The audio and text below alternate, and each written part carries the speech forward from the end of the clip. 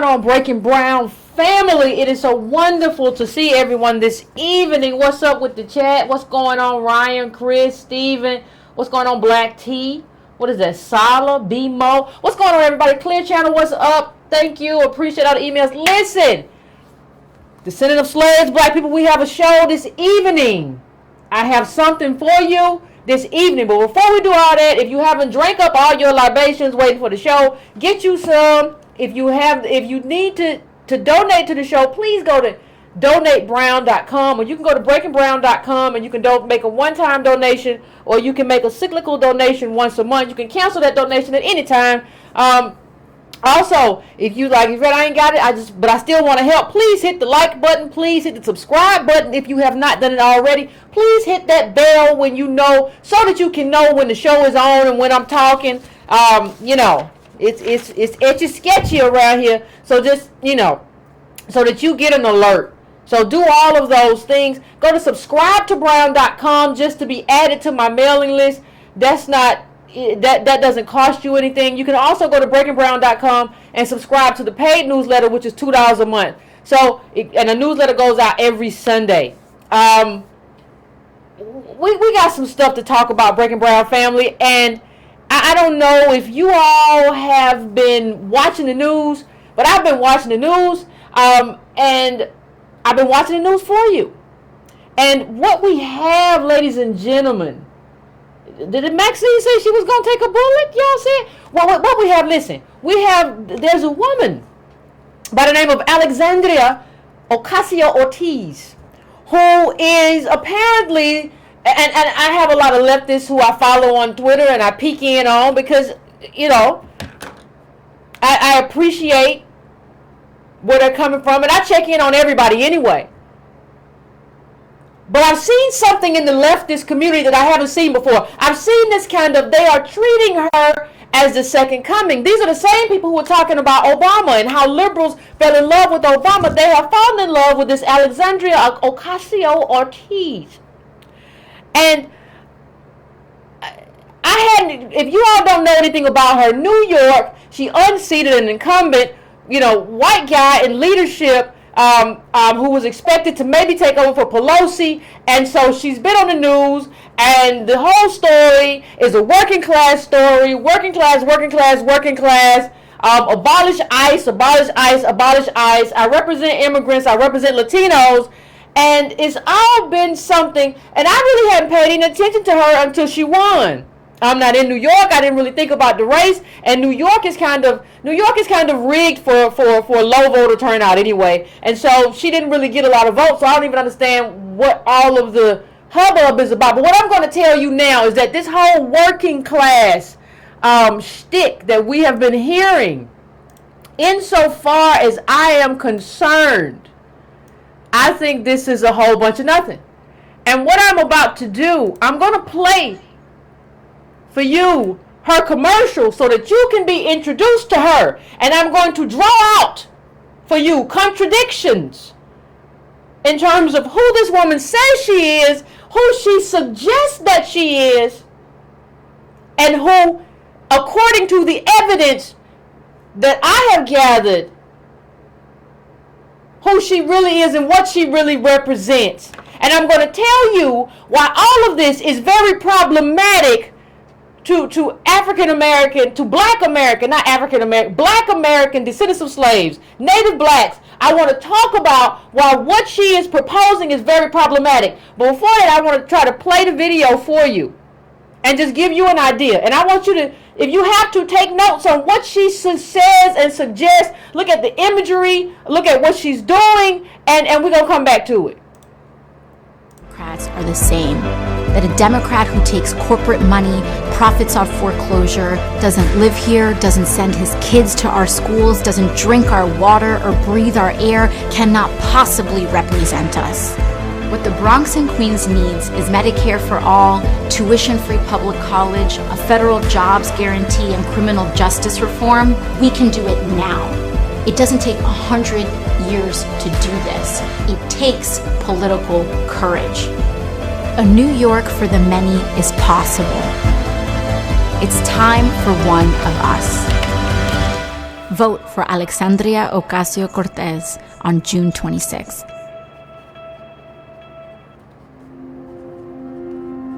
Women like me aren't supposed to run for office. I wasn't born to a wealthy or powerful family. Mother from Puerto Rico, dad from the South Bronx. I was born in a place where your zip code determines your destiny. My name is Alexandria Ocasio Cortez. I'm an educator, an organizer, a working-class New Yorker. I've worked with expectant mothers, I've waited tables and led classrooms. And going into politics wasn't in the plan.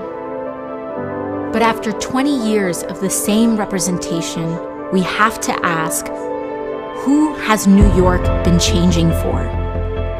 Every day gets harder for working families like mine to get by. The rent gets higher, healthcare covers less, and our income stays the same. It's clear that these changes haven't been for us, and we deserve a champion. It's time to fight for a New York that working families can afford. That's why I'm running for Congress. This race is about people versus money. We've got people, they've got money. It's time we acknowledge that not all Democrats are the same. Ladies and gentlemen, ladies and gentlemen, ladies and gentlemen, let me just say a few things about that. One of the things that you saw there, one of the things that you saw when she started moving in terms of Alexandria Ocasio Cortez, she says, I can't count how many times in there she said, working class people like me, working class people like us, working class people. But ladies and gentlemen, your father was an architect. Your father was not a laborer. Your father did not even, when you said, see, what she's always said is that my father was in small, he owned a small business that struggled a lot. You didn't say that he was an architect, right? You didn't say that he was the CEO of the firm in which he built the architecture firm. You didn't say none of that. And you left that out on purpose, Alexandria. You left that out on purpose. And you didn't mention, we're going to go real deep. We're going to go real deep into it. You didn't mention where you come from. You say you talk about the white man that you beat, and it's time for people who don't live here and who don't have a presence here. They can't do stuff here. But what I found out, Miss Ocasio Cortez, what I found out is that you're not from there either. You kind of play this switcheroo on people. Where you say, I understood income inequality based on how my father had me go from one zip code to another. So I began to understand the zip code was destiny. But look at this for 1 second for me. And I want you to, and this is what she says. You know, the state of Bronx schools, Bronx public schools, and this is before. Understand, back up for me. Understand that her father moved her into a wealthy neighborhood at about 5. He bought that place. Let me say this before. He bought that place when she was about 1, that house that they moved into, right? Now understand something for me. How many of you have had somebody, a parent or anybody, buy a home and then y'all just moved into it a few years later? How many of you have had that happen? Okay, let's go back to what she said, because the answer is none of us. Okay, the state of Bronx public schools in the late 80s and early 90s, that's when her and her family were in that apartment in the Bronx that they apparently still own. Now, I'm not saying, I'm just saying it looks like, because she says she stays in it. Stay with me, anchor yourself in this, and we're going to come back to it, but don't go nowhere. The state of Bronx public schools in the late 80s and early 90s sent her parents on a search for solutions. She ended up attending public schools 40 minutes north in Yorktown, and much of her life was defined by the 40-minute commute between school and family in the Bronx. Wait a minute. You say much of your life much of her life was defined by this commute to the Bronx, right? That's what you just said. You just said that her life, see, you're implying that she remained in the Bronx and she commuted 40 minutes, and that commute from a poor neighborhood to a wealthy neighborhood is what defined her. That's what you're trying to tell me. But here's the thing. She lived her life in the home that her father bought. Well, what home did her father bought a home in Yorktown. Now, if you want evidence, I like to have receipts. Here's a picture of her in high school with her teacher in Yorktown. Okay? Now, you have to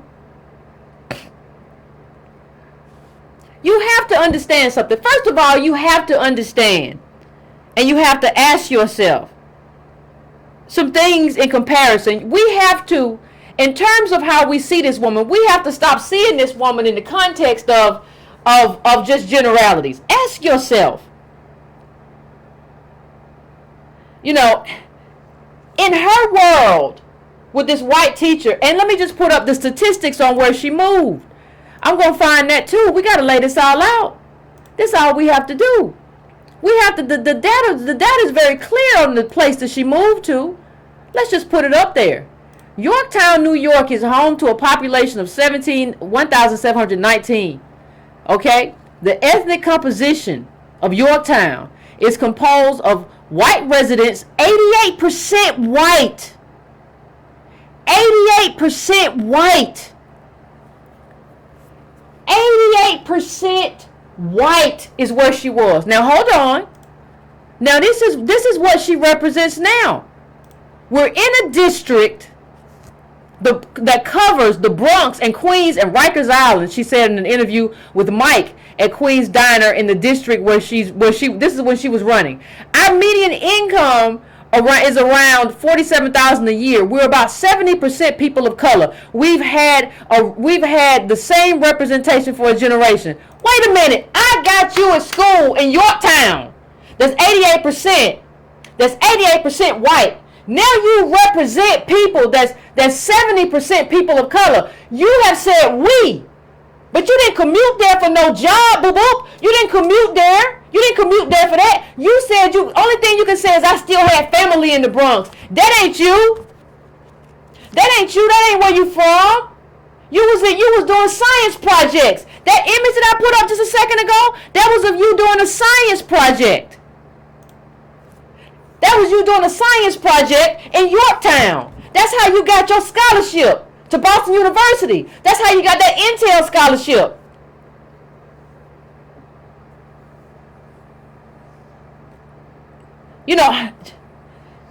How many of y'all bought a home for a few $100,000 in an affluent white neighborhood, or had a parent who did that during the time that her father did that before he passed away? He later passed away of lung cancer suddenly, right? So how many of y'all had that? There aren't any blacks in Yorktown. There aren't any really Hispanics in Yorktown. So you're telling me, see, this is what you're telling me. You're telling me that I should see you as some type of special kind of leftist, Latina, coming of a democratic socialist, because that's who you are. But I don't see anything that's indicative that that's where you come from. I don't see, you come from an affluent place with no Hispanics and no blacks, mostly white, and that's how you got that scholarship to go to BU. Right? And so you come back, and so because you speak Spanish, and you didn't learn Spanish in your house, you say that you learned Spanish on the street, which means that your dad and your mama, I'm sure, because you're first generation, they told you had one parent in Puerto Rico, one parent in the Bronx, or whatever. I'm sure they spoke Spanish, but they thought enough, they didn't even want to translate that to you. You said you learned it on the street. And then you said in that video, ma'am, you said nobody expects a girl like me to run for office. Well, hold on a second. Who doesn't expect a girl who from Yorktown, who went to a very good school and university, who had all these tools, who doesn't expect you to run for office? You just didn't want to run where you were. You just didn't want to run in Yorktown. because that's mostly white. You know you still kind of brown. So you went over here because you speak Spanish and convinced all these immigrants that you were one of them and you was going to represent the Latinas, because you said before, when you be talking, you said that you Latinos need representation, and you get a lot of stuff about identity politics. So that's how you got the immigrants. You got this ICE. Your whole campaign was ICE. But I'm going to get into that in just a second. You know, you have to look at this. Let me just put this back up. Now, you have to look at this. 55 Hispanic residents, 25 other residents, 17 2+ y'all don't got one Negro where you from. I want you to look at this chart and understand that there are no descendants of slaves that grew up with this woman. So how in the world do you think that she could ever represent your interests? If you are a black leftist, please tell me how you think this person could represent your interests. She did not grow up with black people. She grew up with affluent people. And that's now part of her social capital. That's part of her wealth. I don't care about this image of you catching the train, because I'm going to get to that in a minute. You don't know me. You don't know my people. You grew up with white people. You grew up affluent. Not one Negro did you know in this and they moved there when your parents moved you there when y'all were 5. So I'm supposed to entrust somebody who has never known black people, who has never known the trauma of being black, who has never had any type of grown up around people who have that kind of affinity. I'm supposed to trust you to do what, ma'am? See, understand that none of this makes sense. Understand that none of us were in her commercial. You saw her commercial. I played the commercial for you, didn't I? None of us were in her commercial. Did you see a Negro in her commercial? I understand her district is what it is, but did you see us in there? We are not represented. I don't know how any descendant of slaves, I'm not talking about, I've discussed on Twitter whether or not Medicare for all is something that could transcend where she lives or whatever. But how are you hitching your cart to her train? Don't you understand that this train is not for you? Don't you understand this train was not designed for you to get on? There are articles where she says, I represent immigrants. That's who I represent. Are you an immigrant? I'm just trying to understand what's happening. She says zip code is destiny, but she doesn't even talk about how the only thing she did was go back and forth between zip codes. See, when you read all the articles where she does interviews, you get to understand that the only thing that she was able to do, she went to visit her family or whoever that still lived in the Bronx, and eventually when her father passed, she says she waited tables there. Now, see, there are a lot of stuff, that's not the same as growing up poor or working poor like that's not it. Not the same thing. Never gonna be the same thing. Now, why are we fighting for her? And people will say, well, Yvette, she mentioned mass incarceration. Nah, she went down there to the border. Like her whole thing. Understand that you cannot benefit from somebody who is pro-immigration, who is pro-open borders. You cannot benefit from that person going into office. I don't care what they say, Medicare for all and free health care, whatever. No. Because what you are doing is you are undermining my citizenship by saying that you want to have all these immigrants come in, and these immigrants are basically as much of a person as I am. What you are saying is that slavery doesn't matter. Understand how offended you should be by somebody who is saying that to you and to me. Because slavery is everything in terms of how our life has manifested. Ain't nothing wrong with us. Ain't nothing wrong with us that slavery, Jim Crow, and Reconstruction didn't do to us. Ain't nothing wrong with us that white supremacy didn't do to us. So by you saying that you want to bring these people in, you're telling me that slavery doesn't matter. And slavery is all that matters for me. slavery and everything that came out of slavery is all that matters in my life. Because in America, everything's economic. And the economic instability that I don't have, I can draw a line right back to slavery. So no, ma'am, you are not here. You are not here for my best interest. And I'm very clear on that. I'm very clear that I don't know what you're talking about when you have this image of yourself waiting for the train. Because let me show you something. I'm about to show you something. I'm about to show you how what she's talking about is an improbability. First of all, let me just say this. First of all, there are no buses. There are no buses and public transportation in Yorktown. Now, understand, I know this very well from living in Georgia. Whenever Georgians try to get, like, you know, try to say we want public transportation, something very interesting happens. White people in affluent neighborhoods say, oh no, no. We can't have that. Because we don't want poor brown people coming into our neighborhoods. So if you spent your life in Yorktown until you went to college, you were not commuting. And then you say something about having your dad's apartment so that your daddy owned 2 properties. I'm just trying to understand. These are questions that really should have been asked before the election. But since they weren't, did your daddy own the apartment and he had the house?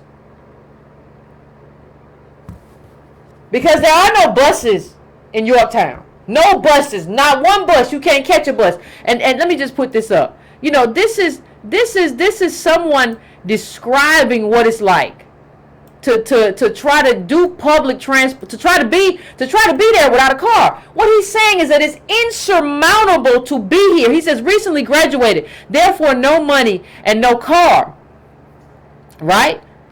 However, just got a contract position at IBM in Yorktown Heights, New York. I live close to Woodlawn Metro Station, the Bronx, so I commute via the train to Chappaqua or Mount Kisco. Surprisingly, that's the easy part. It cost me $15 by cab for 10 minutes from the station to the TJ Watson Center in Yorktown. Not sustainable. Not sustainable. I need an easier way to commute until I can afford a car. I can't get to any of the train stops between Woodlawn and Mount Kisco very easily. It's just from station to station to the TJ Watson in Yorktown. What this person is telling you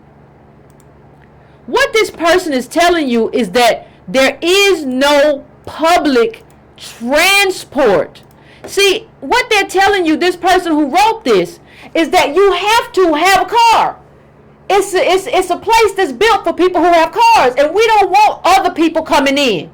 It's built that way intentionally, the same way Georgia is, because they don't want a bunch of blacks or anybody else running into these affluent neighborhoods. You need to have a car. And your daddy knew that when he moved you there, Miss Ocasio Cortez. Your daddy knew when he moved you there that he was moving you into this white enclave. So I don't know how you feel like you get to talk working class conversation. Because you had some people in the Bronx and you say you had to come home and wait tables. What? After you were in college. So you really feel like after you built your life, after neoliberalism and maybe even conservatism built you, because that's what built you. Poverty did not build you. Struggle did not build you. What built you was your architect daddy. He built you in this affluent community, and those are the bricks that built your life. Now you want to come back and represent working class people because you're brown. That's a problem for me, and it should be a problem for everybody. You can't even catch a lift from where this person is from. Look at. I just want you to look at this. Look at how much it costs. If what this guy was just talking about. If you want to try to catch a lift from Yorktown to where she's talking about, you're going to go to the Bronx, that's $82. So when I see this picture of you in your heels waiting for the train, honey, where were you going? Were you going from the apartment that maybe your father bought you to waiting tables? Where were you going? I just need you to define struggle for me. Define for me what struggle looks like. Because I don't understand what you're talking about. What does struggle, what does the struggle that you're talking about look like? Because when you grow up, I have never grown up in a predominantly white community. I know a lot of Latinos who are poor who can tell you, no, I did not grow up in a majority non-people of color community. That's usually not what extremely poor communities look like, especially in New York. You didn't grow up poor in Kansas, or you didn't grow up poor in Idaho. You grew up affluent in a mostly white community in New York. And now you come to me talking about representing poor people.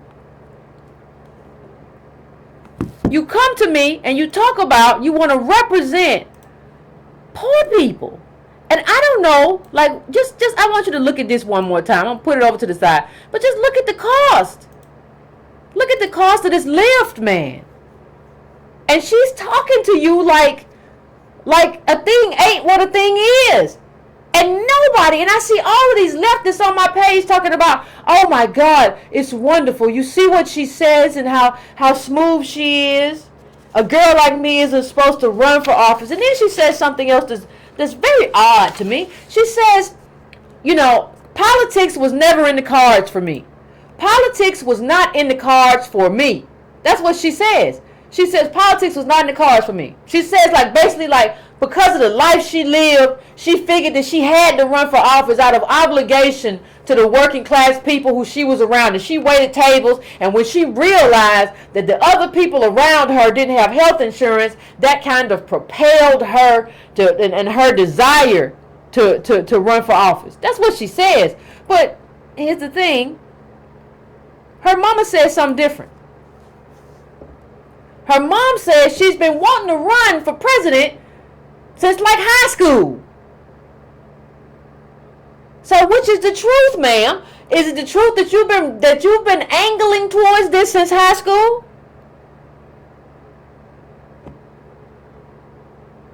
Is the truth that you have been angling towards this since high school? Or is the truth what you put in that ad? What you put in that ad said that a woman like me doesn't get to run for office. You know, running for office, well, you said running for office wasn't in the cards. And here's your mama, and the mama's quoted. Before you said it's the New York Post, Yvette, the mama's quoted in the article. The mama said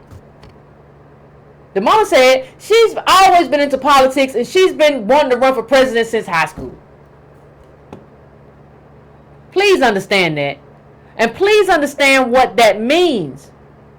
And please understand that where she was living in terms of what she said she was commuting to was 40 miles. You never commuted 40 miles? Man, y'all got to stop playing games. We got to start being able to read the tea leaves. When somebody tells you they're 28 and they can win a congressional run, you got to ask yourself, what did that person have that you didn't have? Because I've always liked politics. I've always been interested in politics. I've always, you know, since I was young, I wanted to run for Congress for a long time. And I worked on Capitol Hill against all odds and realized that, like, this is a game. And, like, I'd be better off in advocacy. But I didn't have anybody, I couldn't have done it anyway. Because I didn't have anybody who thought about me and had the money like her daddy had for her. I didn't have that. I didn't have none of that. So when you see somebody at 28, because you have to ask yourself, what makes it possible for you to be able to do all that and walk all that and do all that stuff you're doing? Well, maybe you got free rent from that apartment that you say your family got or whatever your daddy had. You said something about living in the same apartment. Maybe you had free rent because there has to be some wealth in there somewhere.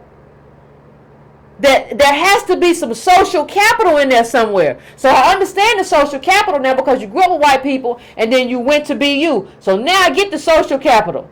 I get the social capital. And then I get the money because maybe you had that apartment, right? I don't know, but I need these questions answered. Was that apartment free? Was that your daddy's apartment? Because you said it was, that's the apartment I have he live in now. Okay, so do you live rent free in New York? Because I never got the chance. When I lived in D.C., I never lived rent free. I had to pay my stuff every month. So these are advantages of affluence. These are things that tip me off that you were not built. That you were not built by poverty. See, nobody drives 40 miles. That's 40 New York miles. Nobody drives those miles. So you didn't go back and forth from Yorktown to the Bronx. That didn't happen. And you can't commute because there's no bus line and no metro from there to there. So I don't know what you were standing at that train station for. And even the apartment, what we have to understand, because I didn't even think about it, apartments in New York are owned. They're not owned in Georgia. You're renting. But that's an owned apartment. So do you own property that was inherited? And then when you go to your Wikipedia, it says that you were involved in a very long probate fight. People who are involved in extended probate fights are usually fighting over something. If your daddy died and he ain't got no money, you're not really going to fight a long time because Pappy ain't have no money. But if he died, and for you to fight that long, he had something that you were fighting for. This is all on the record. You can look it up. You ain't gotta trust me. I don't ask that you trust me. As a matter of fact, I hope that everybody doubts me. Go look up everything I'm telling you. Go look it up. I don't understand. I don't understand what anybody's trying to tell me about this woman who ran and won Congress at 28. And ask yourself, here's the question that you have to ask yourself. If she grew up white, she says she learned Spanish on the street, which means her parents didn't teach it to her. Went to school with these white people, and she went to BU. Ain't she just as white as the white man she beat for that congressional seat? Ain't y'all both white? Because that's what informs her identity. Her identity is informed by where she grew up. And let me just show you. Let me just. Here's a picture of a Yorktown parade. This is Yorktown. This is a Yorktown parade. I'm just gonna put that up real big for a quick second. I'm just gonna ask you, does this look like where you grew up? I'm just asking the question. I don't mean to be. Come on, man. What is this? What kind of game are we playing, or what kind of game are we allowing to be played on us?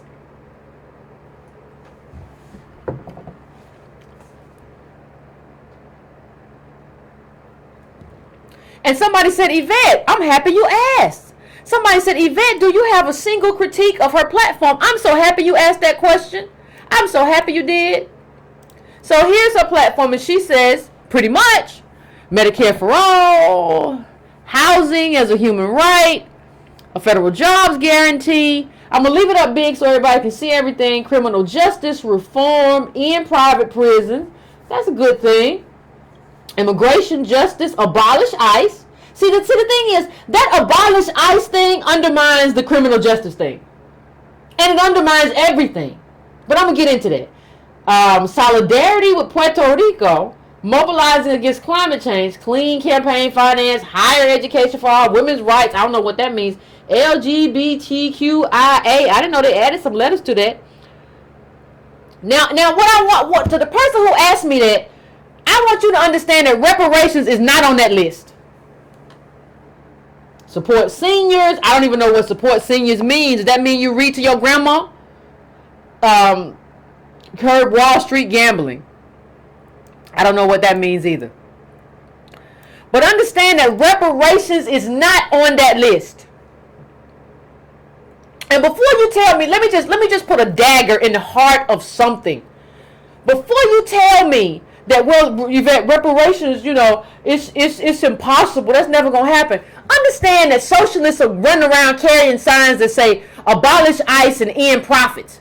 You're going to tell me that ending profits is possible? You're going to tell me that in Trump's America and in any America that abolishing ICE is possible? If you abolish it, we just go back to immigration enforcement. We just don't call it ICE no more. But don't nobody say like, oh, that's impossible. But you want to tell me getting due for my lineage is impossible.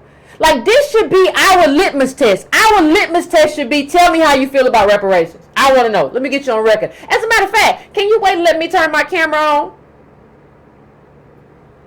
What's the problem? I don't see me on that board. I don't see me on. And this is New York. This is the bluest of blue states.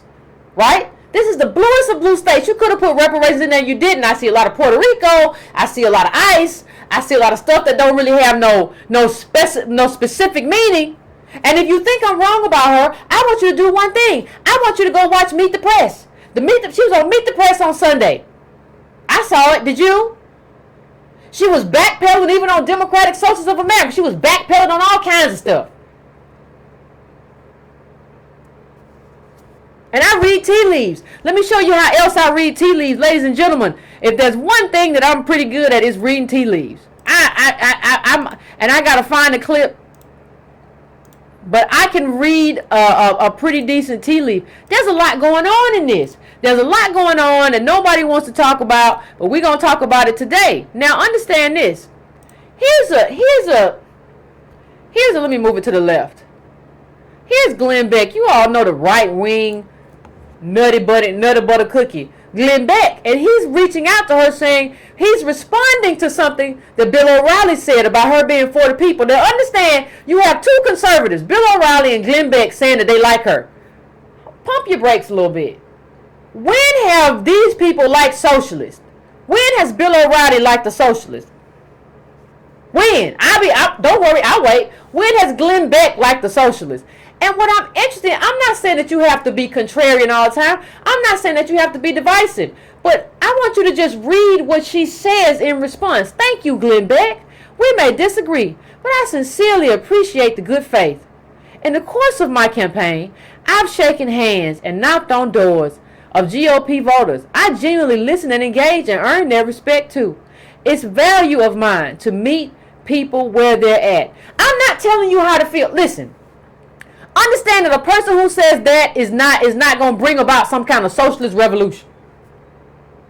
Understand that a person who says that is a conciliatory person. Now, you can start it off. You ain't got to be mean. You can start off and be like, I appreciate the kind word, blah, blah, blah. I would have started off like that. Then I would have said, but your rhetoric, what you believe in, and what you have advocated has been toxic and detrimental to my people. So although I appreciate you speaking kindly of me, that's nice. But you have a platform, and the platform that you have used has taken food out of the mouths of the people that I care about, has taken food out of the mouths of the people that I like. It has inflamed hatred of my people. You have done that, and you have gotten rich off of that. So if you appreciate me and what I'm doing, what you're doing, Glenn Beck, what you're doing, Bill O'Reilly, has to change. I don't see any fire in her belly. None. You know what I think? You know what I know? This is a woman who is trying to fit in somewhere. Forget all that stuff. She sees the Democratic Socialists and all these people, she sees them as something to catapult her cell phone, and that's why she targeted this Latino district. That's why she targeted a lot of y'all got grouped to the immigrants who live in that community. You saw this brown girl with the red lipstick, and she's Latino, and she speaks Spanish, and I can't criticize you. Same thing happened with us and Obama. We got duped. I mean, what can I say? You got a scholarship. Why should you get a scholarship? Why do white people get scholarships like that? Because that's what informs your identity. Stop telling me that you're not. This is not about, didn't I say whatever sort of collectiveness you have is not about Crayola. This is not about how brown you are. And let me just put this up. I mean, the level at which this woman has gone without getting any real criticism from anyone is just like, this was a flyer in Yorktown, what she was. And this goes to show you why they didn't have a bus line. It says racist campaign flyer depicting puppeteer sparks anger in suburban Yorktown, because they were trying to keep out immigrants. That's what your daddy moved you to. And that's the environment in which you were influenced. That's the environment in which you were influenced. Look at this little white woman. Look at her go, honey. Look at her. Say no to fight the fight for four, and she's talking about all kinds of stuff. Don't make Yorktown a sanctuary town. That's where you from. That's where you from. That's your home. That's what informs your identity. That's everything. I want to know who owns that apartment. Because all of that stuff, you got to be able to understand. Her whole life in Yorktown was with whites. You don't live in Yorktown and you know, and go to high school all weeks and then go to the Bronx at night. Did you see how far I said that was? Those are her friends. Like she has no, even like she said, well, I left family in the Bronx. Not the same thing. Not the same thing. So what? You weren't going there and interacting with them on any real basis. Part of being from the ghetto is like suffocating in the ghetto. You were chilling out there with Becky and Amber and all of them. And now you want to come back. Now you want to come back and you want to do what? Now you want to come back and you want to just enjoy yourself by creating this kind of elite space for yourself. And I believe your mama. I believe you just like Obama. Both of y'all plan to be president from an early age. And both of y'all decided how you were going to do it. And moving back to that district was your end. Going back there was your end. You know, you have to understand that we have to be black people. We gotta, you know, my DOS community. We gotta get better at reading the tea leaves. We gotta get better at this. You gotta look at how her life was planned versus how your life wasn't planned.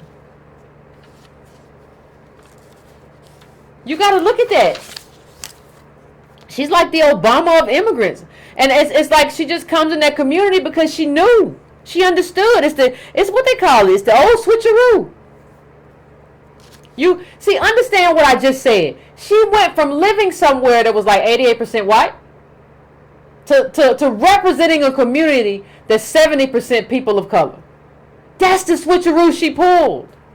Just like Obama went from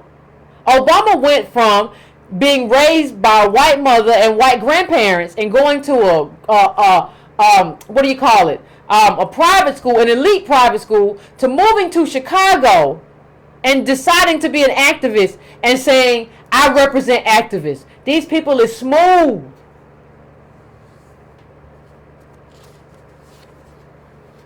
They smooth. You can rub your feet in the video all you want to. It don't mean nothing to me. And the funniest thing is, even when, you know, she put up a tweet with another tweet which I found very interesting.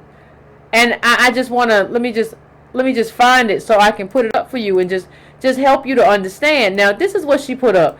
She put up, you know, to show that like her shoes are worn out. She's been walking the streets, all of this stuff, and that's supposed to like prove to us that she's one of us. She been out there in the streets and she been getting it. She been doing it. And this shoes that proves that she in the street and she working. Who else, ladies and gentlemen? Who else used this same line? Whoever's doing your campaign, Ocasio Cortez, has been doing somebody else's campaign, because your boy did the same thing. They tried to talk about his Obama, how his shoes were messed up as some kind of indicator of where you come from or some type of indicator of ideology. I don't care about your shoes, but since you want me to talk about your shoes, you know, when you look at your shoes, it says your shoes came from Portugal. And I thought to myself, a lot of our products come from China, Bangladesh, a lot of places where people are mistreated and tortured and all kind of stuff. Your shoes come from Portugal. What kind of shoes is them? That's what I asked my, you know, and so when you look at that, here's where the shoes come from. And the pair of shoes I found were like $150. Like I had to, you know, I mean, it was me, your boy Antonio, that's the research killer right there. Like, your shoes are $150. Like, this is what, see, I don't even know how to find these shoes. Understand that what this says about her elitism. I wouldn't even know how to find these shoes. The most expensive shoes I have are like some $80 Clarks, and they my dress up shoes. Like, this is you know about these shoes because you know about white people. That's how you know these shoes. And you pulling that same stuff Obama pulled. You pulling that same stuff, and you said there's an interview with her and a conversation Roland Martin on Roland Martin's page, and she said something that was very interesting. At one point, she said it's all a hustle, and she said it mean like let's get our hustle on. But I read it differently. I think it's all a hustle. I think what you did is a hustle. And we never made you define struggle. We never made you really talk about your zip code. We never made you. And so when you ask yourself, who is this woman? When you ask yourself, well, Yvette, who is she? This is who she is right here. This is the chart of how Hispanics are moving up more quickly than blacks. So you see blacks at 14%. We're talking about upward mobility here. Share of people who grew up lower middle class and joined the upper middle class as adults. You see whites at 35%, which is expected. You see Hispanics at 28%. That's double blacks. That's double. Wait a minute. We're not finished. Now that's her daddy. Understand that, like, that's her daddy. She's in that 28% because she had an architect daddy, whereas you might not even know your daddy because your daddy got caught up in mass incarceration, which comes from Jim Crow, which all the way back from Reconstruction and white mobs, which goes all the way back to slavery. But she don't have none of that. She got an architect daddy, and so she gets to move up and you don't. And you vote for her like she you. You better get some sense. But I got another chart. This is just one chart. An architect. You know how much you got to know to be an architect? Here's another chart. Hispanic household income still lags whites, but look at blacks. Look at blacks. So blacks are 38,600. Right? 38,000. Hispanics are 46,900. Whites are 63,200.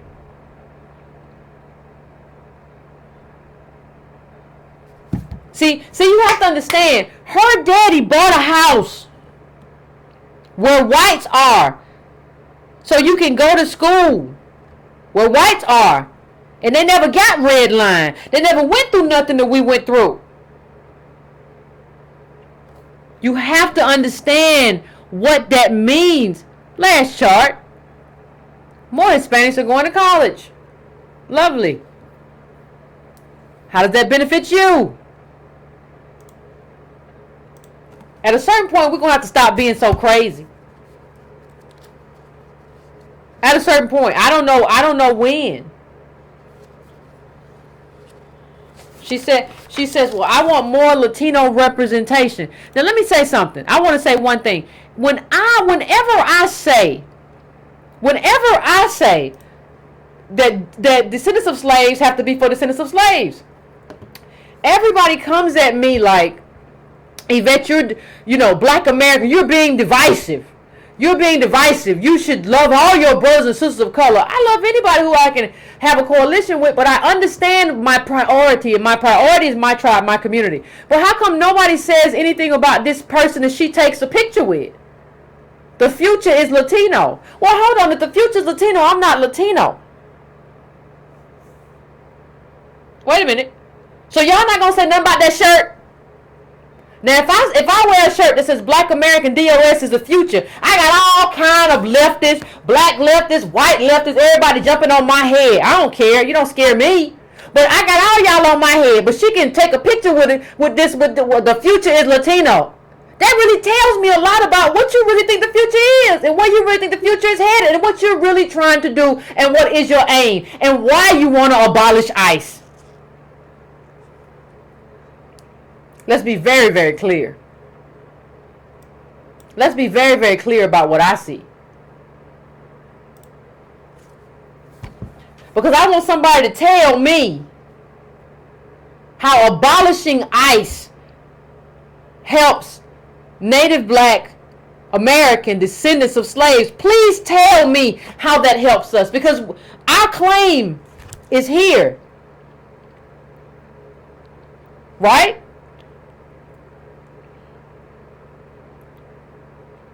You know, you got Terry. You remember we did that whole show with Congresswoman Terry Sewell about the hookworm in black communities, and even she didn't even have no immigrants in her community. She was talking about immigrants. Then you have, Ocasio Cortez saying Latinos need representation, but she is in a Latino district, so she's representing Latinos. Who's gonna speak for us? See, that's what I do here all day. That's what Monday and Wednesday is what I do. So who's gonna speak for us? So y'all will tell me, we got people that'll tell me that Yvette, you're not supposed to talk like that, but y'all let this dude wear that shirt and her stand next to him, and don't nobody say nothing, but she's the future of leftist America. She's the darling of the left. Backpedaling like crazy. And let me just say one thing. I've been before we go to break, I want to say one thing about socialism. I've been thinking about it, and I've always been in favor, and that's probably why I was in favor of Bernie Sanders, because better than Hillary Clinton and a more robust safety net, because I think we need that. We're a rich country, we need that. But here's the problem. There is a problem that nobody really wants to talk about, that I think we're going to have to talk about, even in terms of her politics. The problem is, and I think it's the reason that you see a lot of now millionaires and billionaires and techies. Oh, I'm sorry, I said Ocasio Cortez. It's Ocasio Cortez. I'm sorry, Ocasio Cortez. I'm sorry. But back to socialism. Here's the problem. And I can't say it's the problem, but here's my problem.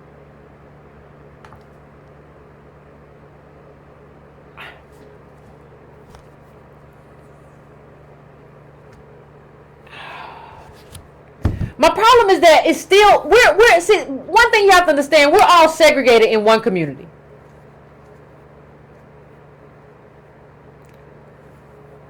We're segregated.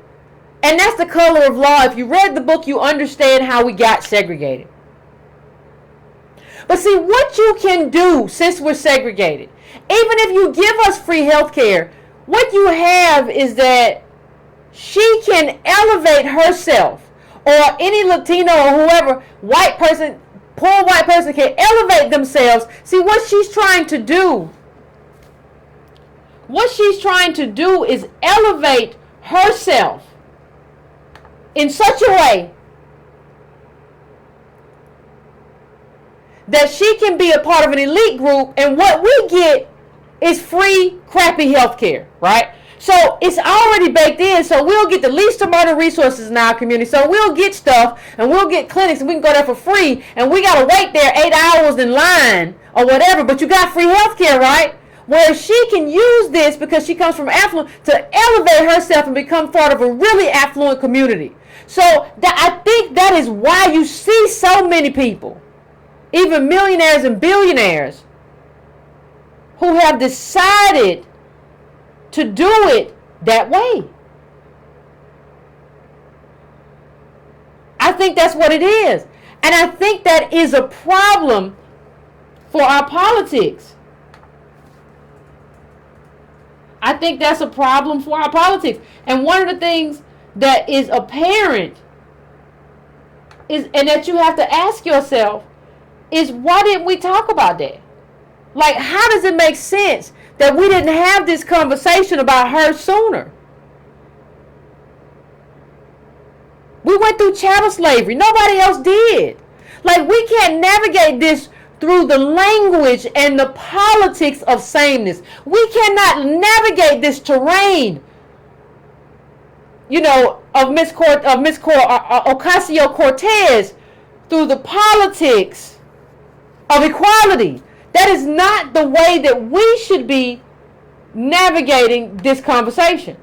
And I don't know how else to really say it. I don't know how really else to explain it. I'm about to, to go to the phones and hear what you have to say. But you can't go through what we went through and navigate it that way. You just can't. Because what we need is positionality. I don't need to be equal to somebody who just got here, because I'm not. We're not. I'm not equal. We're not equal. There's no sameness there. The contribution isn't the same. My ancestors fought. See, what you're also saying is that everything my ancestors did doesn't matter. So my ancestors had to fight for generations to get something that still isn't present in my life in terms of wealth. Still not here. But they had to fight for me to become a citizen. And you're telling me that somebody who just crossed the border should get the same thing that I got. I cannot. I cannot abide that in terms of my own community. I cannot abide that in terms of my own people, because that is unfair. It devalues their claim. It devalues their contribution. Not just the contribution of slavery and Jim Crow, but fighting for the rights these people can enjoy. You're kind of getting grandfathered in on a level of sameness. This cannot be built on sameness.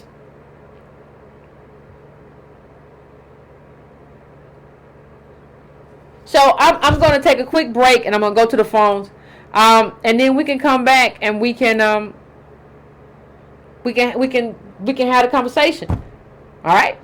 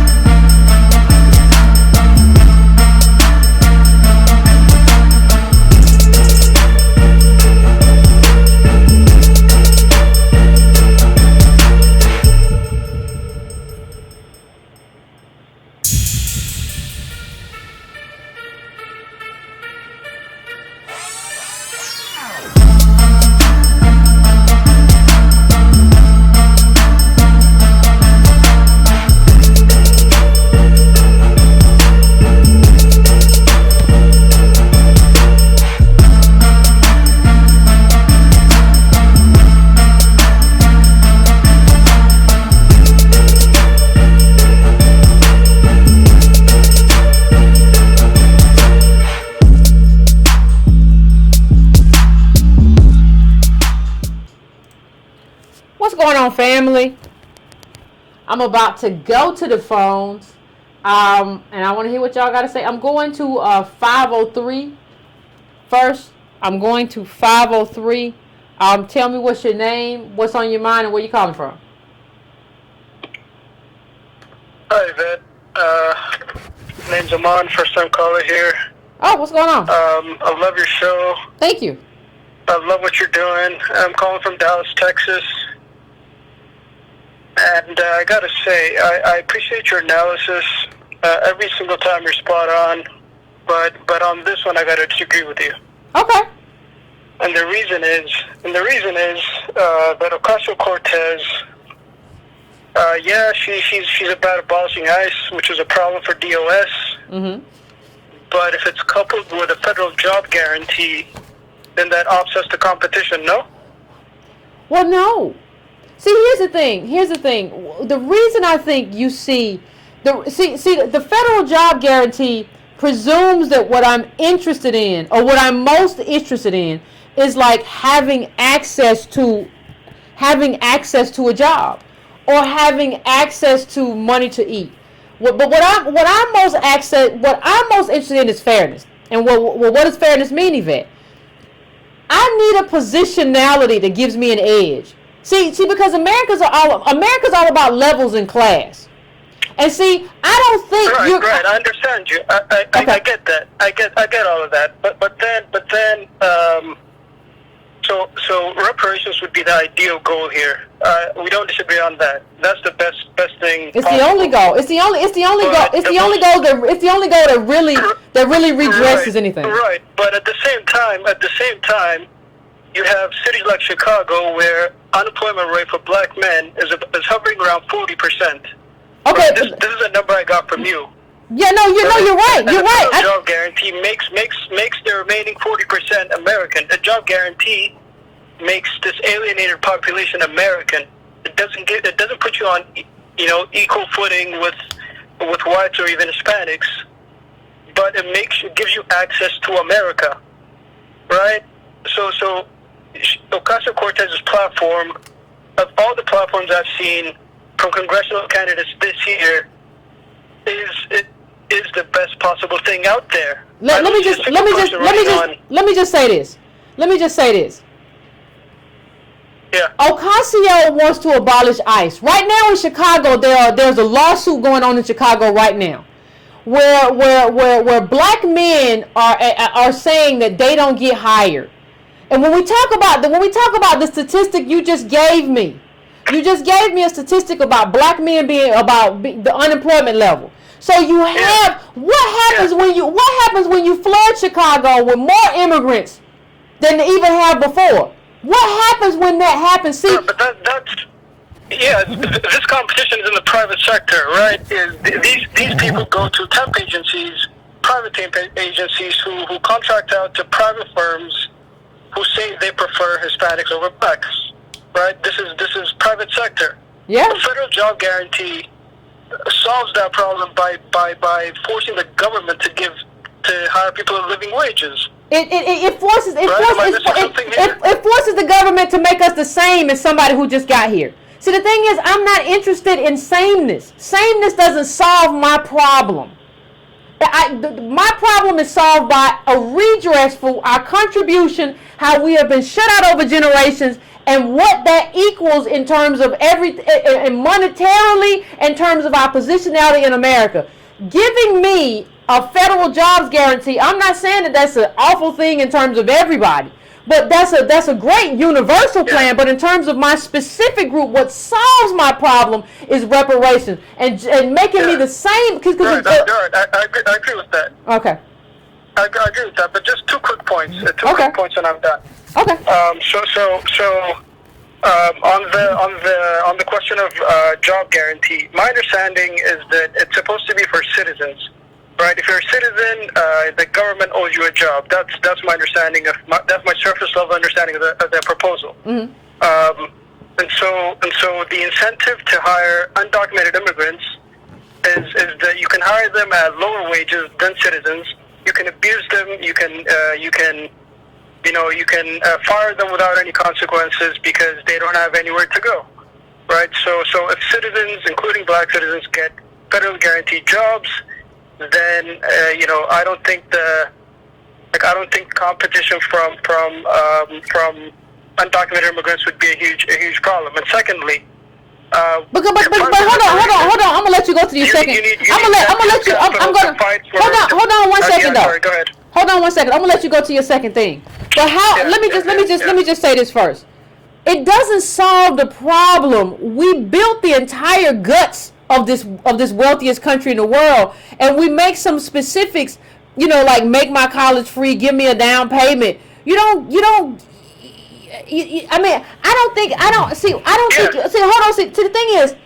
thing is, like, you can say that like, none of this really makes sense. Like, see, the thing is, you can say there's going to be a federal job guarantee and we're going to abolish ICE. So wait a minute, there's going to be a guarantee for every American to have a job, and then you're going to flood America with undocumented or illegal immigrants or whatever.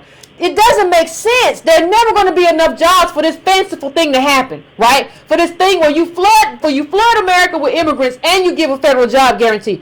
Even if you want to do that, which is not reparations, it's not redress for us in terms of our contribution and what we've done here, and we built this country. It's not enough, but it won't work. It can't work. You can't do both of them things. And I can tell you what she's going to do. She's going to do one of them things. She's going to be for abolishing ICE, because that's good for the elites, and she's going to go the direction of the elites. A federal job guarantee, I think universal basic income is probably more likely, because it just gives you $5,000 or whatever a year. You ain't got to have a job. They're going to throw it to you and say, hey, I'm going to live my best life. You make your due on that 5K or whatever they're going to send your way.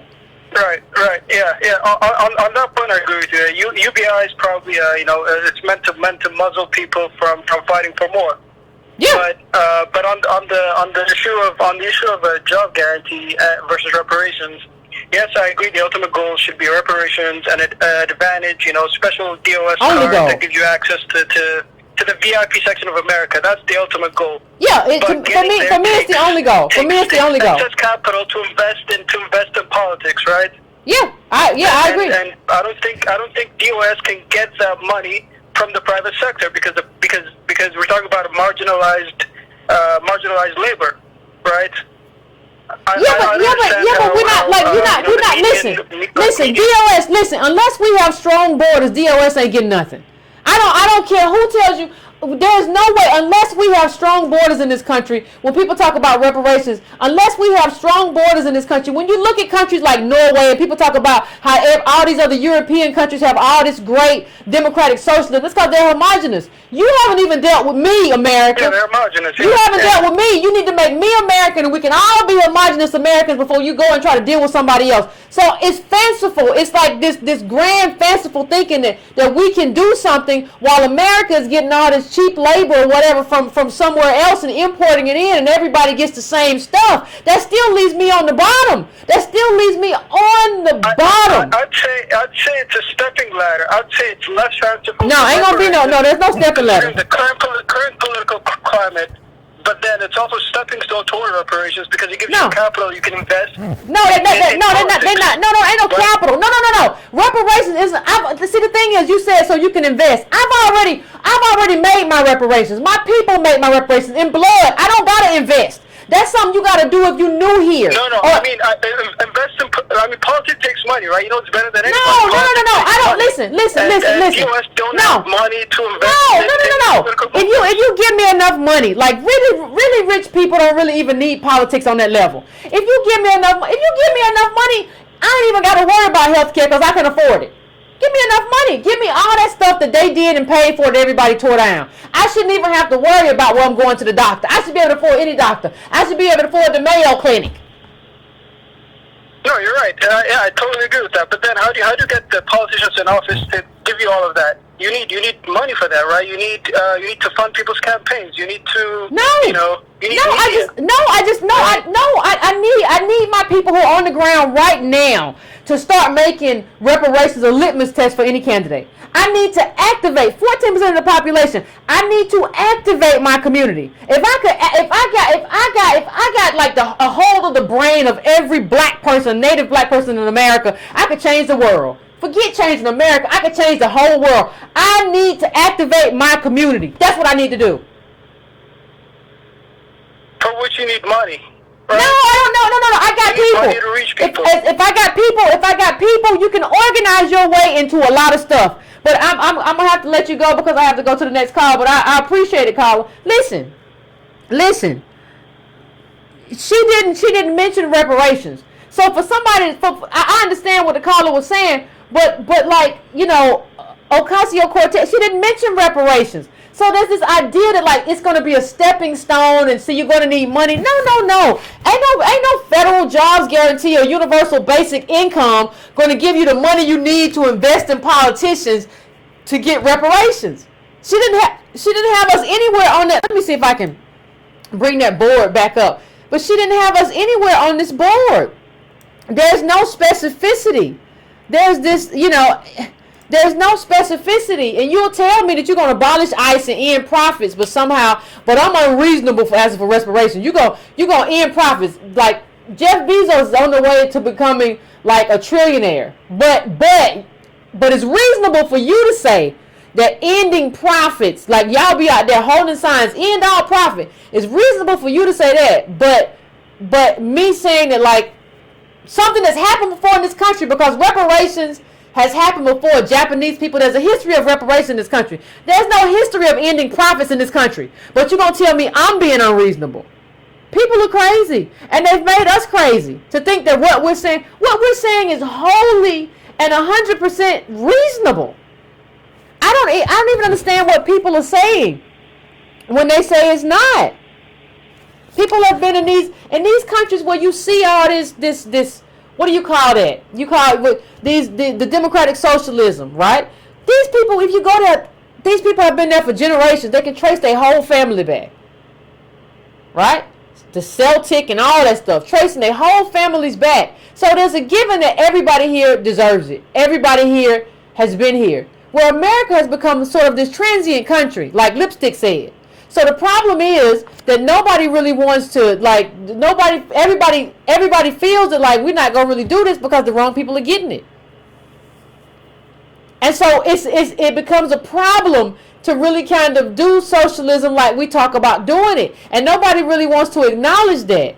It's actually more likely that you can get somebody to just give us our due than it is to you're going to overhaul and you know, your girl Ocasio Cortez didn't sound to me like she was ready for no revolution on that Meet the Press or in that tweet to Glenn Beck and them, so that's not going to happen either. At a certain point, we just have to start getting honest about everything. You don't benefit from ICE. What you doing? 786, I'm coming to you. 786. What's your name? Where you calling from? What's on your mind? Hello, Yvette. This is Demetrius. Hey, Demetrius. From Lake Mary, Florida. Hey, what's going on?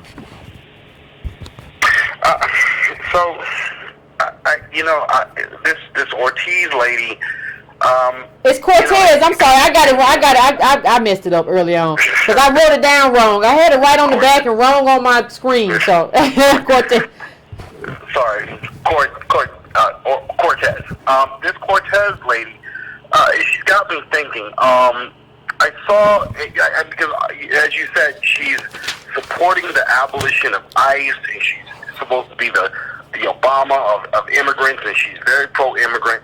And, you know, I know with people like you and Antonio Moore, you talk about the data. So I saw some data that I thought was really interesting.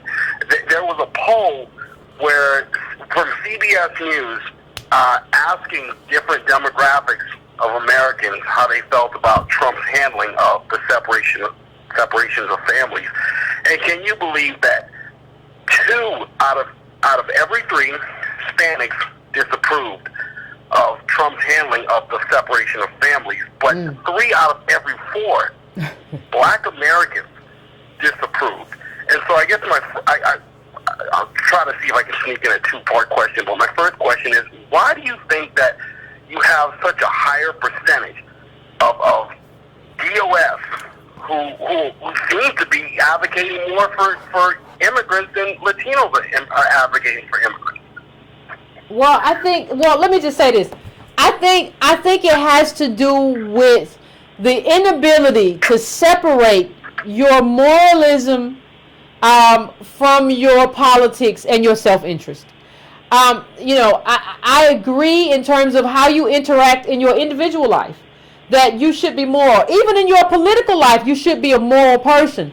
But we have to discuss what morality means, because what is most moral is to do what is best for Black Americans who have been here and built this country. That is the most moral thing that you can do. But in terms of Black American DOS, we believe that the most moral thing you can do is to not separate these kids at the border. So what I think, we need to have a conversation about morality. We need to have a conversation about what is most moral is in terms of this country. This country owes a specific debt to us that cannot be repaid if we have open borders. And so what is most moral is to do things, even if you are not a member of this group, it is still most moral as a country to do this on behalf of this group. And that is something,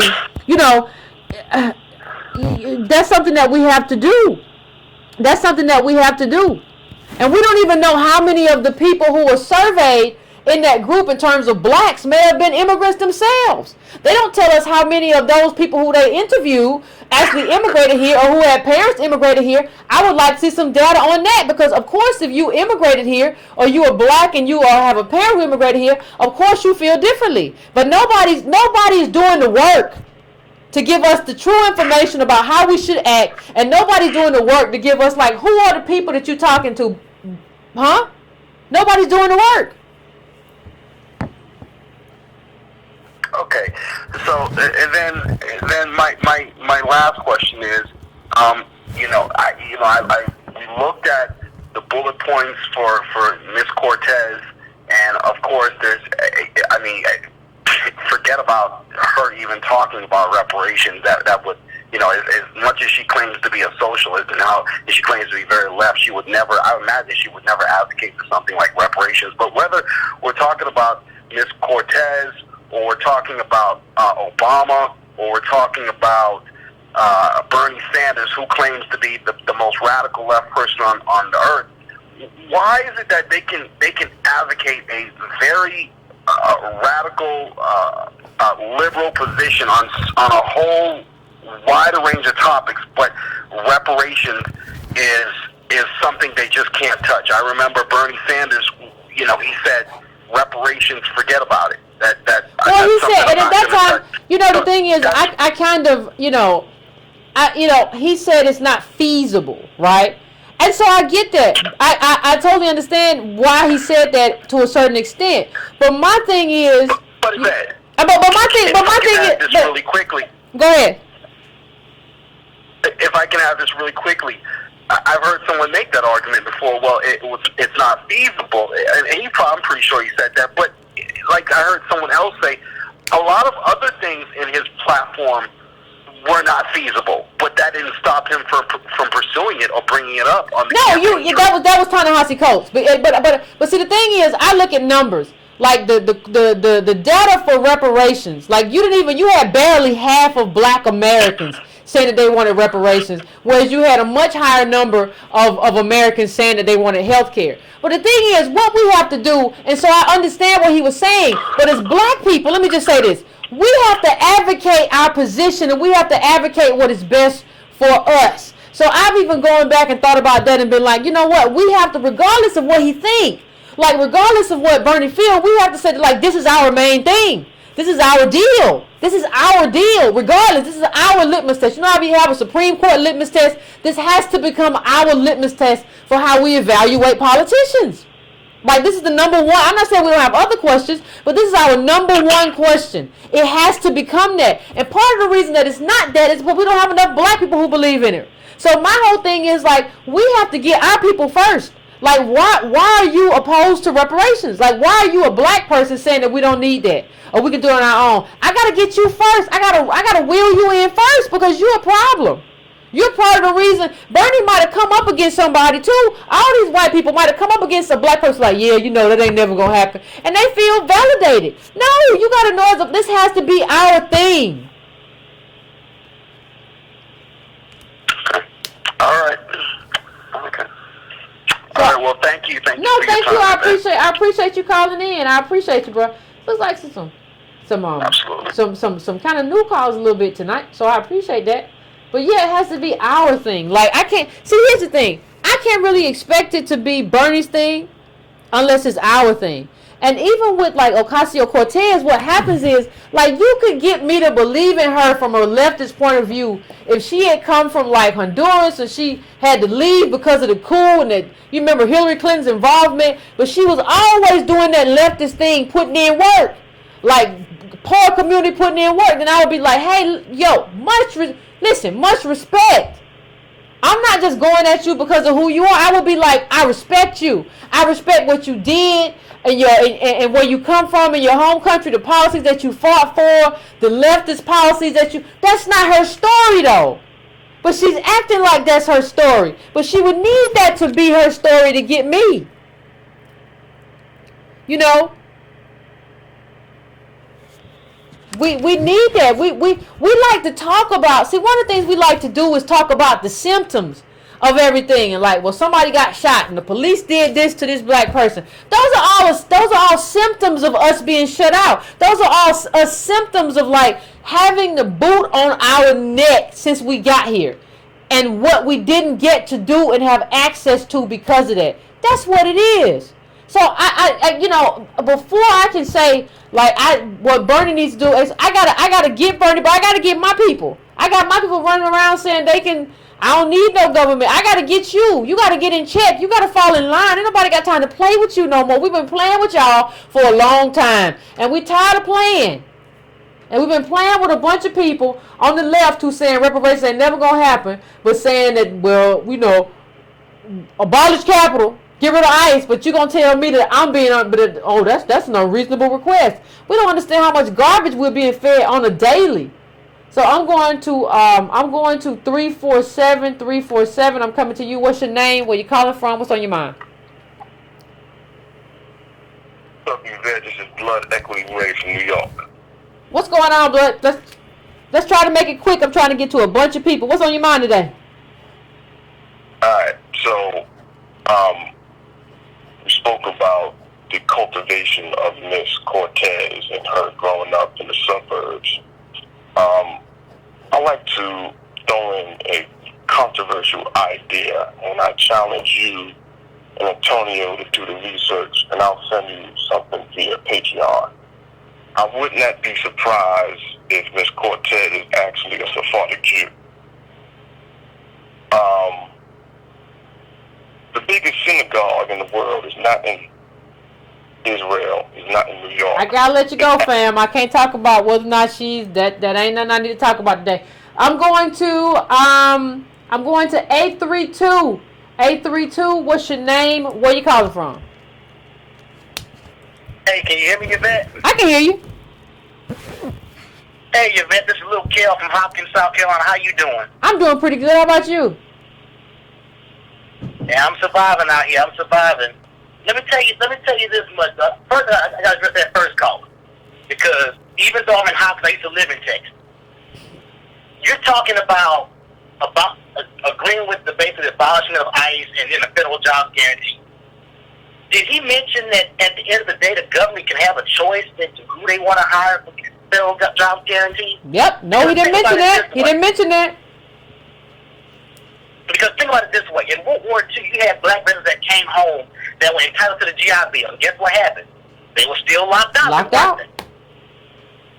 Exactly. Yep. Now, and who's gonna run those programs? Who's gonna run those programs that decides who gets what jobs?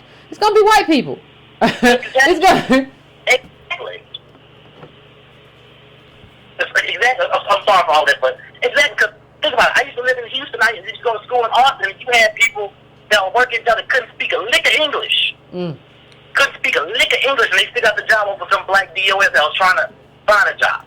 But I digress. That was to address that guy. The main thing I want to address though is this: you're going to see a lot more of those Cortez type people, and the reason why I say it is this: because back when I was in college, remember how you say how she got scholarships and stuff like that? Yeah. She was getting. She was like a lot of these people I used to do these fellowships with, where they will have these minority fellowships, but in reality, in terms of minority, it'll only be like 5 black folks, and of the 5 black folks, 2 will be considered slaves, and everybody else will be Hispanic. And then the more and more you talk to those Hispanics, you start finding out just how wealthy they are. Yeah. Where their parents got them Roth IRA account at 4 years old and stuff like that. Yeah. And not only that, but even in those scholarships, they were grooming the narrative to focus more so on Hispanic plight and everything else. Like, there was one article that I really want to show you that they wrote. They were talking about mass incarceration, but they were talking about mass incarceration in terms of Hispanic women. They threw mention of black women, but they made no mention of black men being mass incarcerated. And I even wrote that in the side margin. I said, no, I'm just listening to you. Okay, but so I'm just to wrap this up. But yeah, like, they basically are changing the narrative to where it's going to get to the point to where any mention of black DOS, and you already see it, we're getting shut out. Yep. And they're already doing that in terms of even grooming PhD candidates, especially some of these fellowships. So don't be surprised. And I'll be honest, I'm not going to be surprised when I see more of them. But that's all I want to say. I'll talk to y'all later. Thanks, Carl. I appreciate it. But yeah, like, nobody, like, isn't that the like, what do the old people say if y'all that's the fly in the buttermilk. That is the fly in the buttermilk. People talk about a jobs guarantee, but the thing is, like, even when all the federal programs, if you read up, like, when affirmative action was white, one of the things that you see is that, like, there were programs that were supposed to help everybody, right? But, like, even in the South, they were being administered by Dixiecrats. And so even though technically the program was supposed to help you, it didn't help you because of how it was getting administered. And I don't see any kind of thing that is there to, like, protect me from being in that position again. Where, like, white people, let me just say, the majority community is very good at, like, getting the same thing technically and, like, creating a way to carve us out of it. And then we can't figure it out. So we get a federal jobs guarantee and you get all the good jobs. And we get this itty bitty job that ain't worth nothing. And then what do you do? Because then people are going to say, well, we gave you a federal jobs guarantee. We gave you socialism. Go do that little job and you'll have enough to like, feed yourself some ramen noodles. What do you want? What are you looking for? Because they always find a way to come. Because that's part of what it means to be the minority. So I need something to secure myself that pays me from what I didn't get paid, gives me that redress so I can secure myself and be stable, even if a jobs guarantee doesn't exist. That's what stability means. It is what it is. So I'm going to my next caller. I'm going to 443. 443, what is your name and where you calling from? Hello? Hey, you got this is Trayvon from Baltimore. How you doing? Pretty good. How about you? I'm doing good. Yeah, I'm just going to make it brief.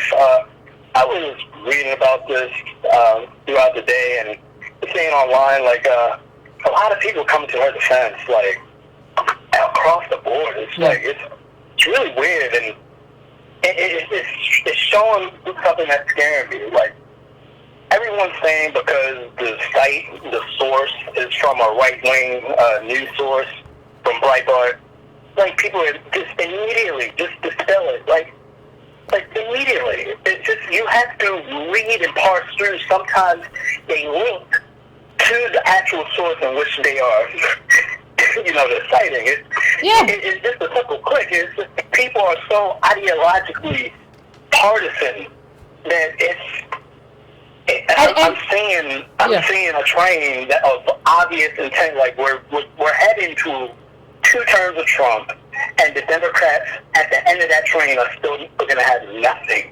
They're not going to have anything. Yeah. If we keep down this course, so go ahead. I think you're right. I think, and the thing is, like, even if you see it, like, I saw it there too. But then if you go and do your research, you realize that she said it. So, like, what you're supposed to do is take something from, like, a right-wing site or whatever and research it for yourself. You don't take them on their word. You take it to be like, okay, because that's what I did. I said, let me see if this is true.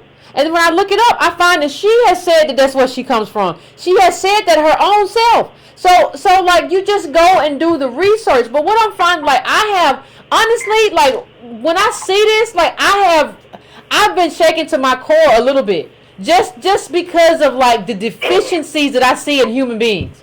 Like, I see the same deficiencies right now in leftists that I saw, like, with Obama. And I voted for Obama the first time. Like, we can all get taken in. But, like, the real question is, do you come out of it? Are you able to come out of that? And I see leftists doing the same thing and not even realize they're doing the same thing. Would you have voted for this woman if you didn't find her attractive? The same way people found Obama as an attractive candidate. Give me a little old rickety person or something so I can really see if I feel what they're saying. It's still the cult of, like, personality and image and all this stuff that people get caught in and they can't even think to investigate. It's really problematic in terms of, like, the human race, not just in terms of any particular individual.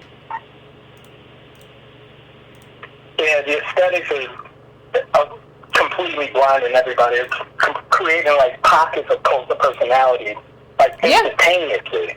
Like, these people are just, they're making a formula. I'm pretty sure, like, you know, like, back in 2008, Barack Obama, when he won president, he also won, like, the top, like, marketing award for, like, best marketing campaign, like, his entire, like, presidential campaign. Yeah. Like, he won the top marketing award for that. And I think, like, people have been using that as a template ever since. And we're just seeing just the offset of this. But yeah, that's all I wanted to say. Thank you for what you do, and keep on doing it. Yeah, thank you. I appreciate it. Yeah, like, you see this image I just put up. You know, Yorktown High School, one of the best. That's what she was. Like, and if I'm wrong, I'm willing to be wrong. If you all find something different or you find a different link, please email it to me at editor@breakingbrown.com. I'm just telling you, when I heard all this stuff, I went and started, you know, we started digging. And so this is what I found. Like, you don't come from that and then talk about how your feet hurt and you be having to catch a train and all that. No, you came from something different than what you're telling people that you came from. And that's important. That's an important distinction. This is a problem, people. I don't understand how nobody else sees this as a problem. I'm going to 470. 470, what's your name? Where you calling from and what's on your mind? This is D calling from Birmingham, Alabama. I just got a few things. I just came from an exercise military exercise, and while this whole thing came up, I talked about it to a couple of my fellow soldiers. Majority of them were African American, and it really kind of pissed me off that these are so-called educated folks, mostly officers, that were feeling so sad for the immigrants. And I'm saying, the policies that are being implemented have been on books for a long time, very long time. And if you want to feel sorry for them, how about you propose a program to allow all of them to go back as a group, take up all your assets, and go back to your own country to help your own people out? Because them coming here is not doing anything for them, and is damn sure ain't doing anything for DOSs. Because I lived in D.C., lived in Baltimore. And the same problem they had there is all over the United States. They undercut the jobs in construction. In the private sector, like the first caller said, the private sector is a problem, and the government's not going to protect DOSs from discrimination of these illegals undercutting our salaries. Nope, hasn't happened. It hasn't happened. If it was going to happen, it would have happened. It hasn't happened. Because this country's run by capital, and capital needs cheap labor. This is just about cheap labor. It's not about helping nobody. No, and one last thing. When you talk about this guaranteed government jobs, last year I did some research on it. 70% of all DOD government jobs are held by white folks. 70%. 18.4% is blacks. And I'm telling you, as a government employee, before I got one job, I did 185 applications. And not that I have a degree, I'm a veteran, a war veteran, disabled vet, I had to have all of that just to come in as an intern. But yet when I get to work, half the white folks that I work with have no degree at all. And then they mad when the veterans, mostly black veterans came in when I came in because the agency got sued and they had to bring in veterans, black veterans specifically. And they was upset that we came in and that we're going to be at the same grade they were in the 3 years, but yet they all they have is a high school diploma. See, people don't understand. This is the type of stuff we deal with in this country. That you can go to war, serve this country, and when you take that damn the uniform off, all you is another Negro. Yep. Sometimes even with the uniform on. Reality. We don't have black men beat with the uniform on. So you ain't gotta work till you take it off. You're N-word with it on. I just wish black folks would fight for reparations the same way they believe in white Jesus. Take it easy, keep fighting. Why are you white though? Why no, okay. But I want to thank you, Carl. I appreciate you shedding some light on that. Thank you. I don't know what everybody gonna do. I just don't. Like this is Yorktown High School. I just want you to look at that again. U.S. News ranks Yorktown School as one of the best. This is where she's from, man. Like I look it up. This is where she's from. Go look it up. It's verified. Go look it up. This is it. I don't know what everybody's thinking. I just don't understand. 785, I'm coming to you, 785. What's your name? Where you calling from? What's on your mind? Hey, Yvette, this is Steve. How you doing? Pretty good. How about you? Pretty good. Hey, I just want to say you're doing a great job. Thank you. One thing I want to point out, I think you're one of the few people who are pointing this out, is you have to keep pushing this message out that this is more than just low-paying migrant jobs that are being affected. As the numbers keep swelling, it's even starting to affect private sector jobs, private sector positions, and it's affecting people in all sorts of places. And you're having many students who are saying they don't feel represented by DOS teachers. They don't feel represented. They can't connect with DOS. Really? And you're finding, and it's a lot bigger than people think. And it's very frustrating when you're watching YouTube and everyone's saying it's just low paying jobs. It's just migrant jobs. Yeah, it's just picking tomatoes. It's picking tomatoes and cherries or whatever. Yeah, I think you understand. It's so much bigger than that. And that was my point. That's it. Yeah, well, thank you. I appreciate that. I saw an article about how the number of immigrants who are at white collar jobs. We don't understand how many of them. I think I put it up on a previous show, but how many of them are at white collar jobs, and we just think of it like, well, I don't want to pick tomatoes in the hot sun. Well, first of all, we used to pick cotton in the hot sun. If the price is right, you will pick whatever. But like I don't think we understand like that the encroachment and the devaluation of citizenship that comes with that. I don't think we get it. And there's going to be a consequence, ladies and gentlemen, for not getting it. That's exactly it. Thanks a lot. Thank you. I appreciate you calling in. Yeah, I mean, that's a good point. I appreciate that point. That's a really good point. I'm going to 501. 501, what's your name? Where you calling from? What's on your mind? Good evening, Yvette. My name is Rosa. I'm Nurse Mommy 4 in the chat. I'm a long-time, first-time caller. Hey, I'd like to just thank you so much for what you do. My Amazon cart stays full with the books that you recommend. Thank you. But I wanted to touch on something right quick that the last caller just said, how it's much bigger than just the lower-paying workers.